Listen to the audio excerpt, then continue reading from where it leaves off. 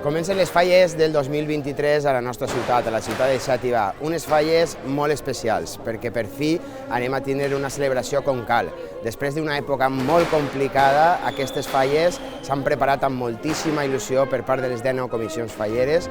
Tenim, a més, una gran quantitat de monuments que estan en la secció especial i jo crec que van a ser unes falles en les que anem a gaudir d'una manera molt important tots i totes. Espero i desitge que aquestes siguin unes falles que les gaudiu. La nostra ciutat està a punt per a rebre a tots els visitants i per a que la gent gaudisca d'aquestes magnífiques festes que són, a més, una part importantíssima de la nostra cultura i de la nostra tradició.